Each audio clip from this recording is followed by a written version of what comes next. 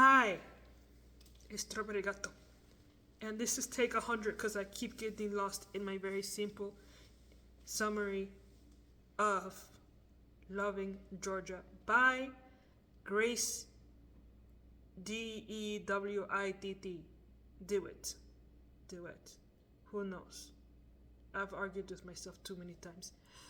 A cottagecore romance. Okay? Simply put, we have Georgia who lives in a cottage. And then we have Jeremy who technically owns the cottage. And he wants to kick her out of the cottage because I think his overall plan is just to sell the land. Right? Basic Hallmark situation. But opposites attract. Will they fall in love, or will Jeremy just kick Georgia out to the street with her cat? I think Georgia has a cat. Georgia definitely has a personality for a cat, so. We have a spoiler-free details. And of course, this rating system, I keep losing because I'm between Georgia and Jeremy personality-wise, and he's that suit and tie, very organized. Yeah, I don't got that. I'm Georgia, messy cottage house, wannabe artist. So, describe a little bit for the spice level. This might change in some other videos, but for this description, we're gonna go for pico de gallo.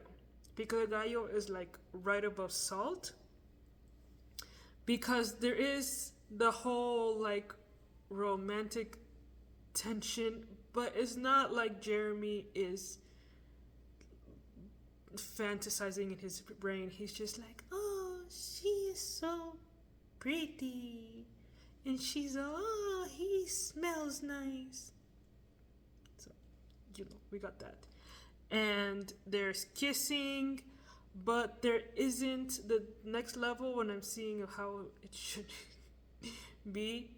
Yeah, I used ChatGPT to make this rating system. It says heated moments and scenes, and they don't.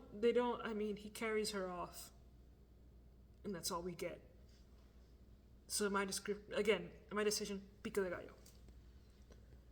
We got gore. Yeah, I'm looking at the actual list right now. Gore and violence. The thing is, my lowest, nothing is going to be, I had redone it. Cooked ham, where nothing happens. And that's the majority of the book. But out of nowhere, there's one scene that's well done. But if I haven't done this enough, and I don't remember because this is, again, video 100, this is like a Hallmark movie. So it's kind of all butterflies and rainbows and then violence. And then it's done. And we move on. Keeping that in line, we also have the swear level. Technically whiskey throw because they just dropped the F-bomb for everything of like, oh my god, I dropped this plate. Oh my god, that is pretty. When I'm saying oh my god, they're replaced with the swear word. So it's whiskey throw, but not really. Now, what I liked about it was my biggest compliment was that it is a pretty cute love story, right? You have these different personalities, and if you kind of throw out reason a bit, you can see how they would end up together. You can root for them. I tried so hard. But also, there's stuff about Jeremy that I don't like, that didn't really need to be in the story, and personally would have made a better love story. But again, it's your typical Hallmark love story where it's something you will see in all these kind of stories. I'm not gonna say what it is because it's not even too much of a spoiler. It comes out in summaries if you read it online, so I'll just let you read it online and see what baggage Jeremy is carrying. What I didn't you know me like where even was the compliment? But anyway, what I actually didn't like was that trigger warning. Should have done this before. Yeah, I know. I just railed you in to throw out the trigger warning. They have this whole trauma subplot. That is a subplot, right? I have trauma in mine, and I really, really, really try to represent trauma correctly. I didn't have the perfect life, but I also didn't experience, all these things that other people do. I feel like my video might get flagged if I mention what it is, but we got DV, SA. Never, right? But I do try to include it to portray it realistically and give it the importance that it's due. You can't really do that if it's a subplot.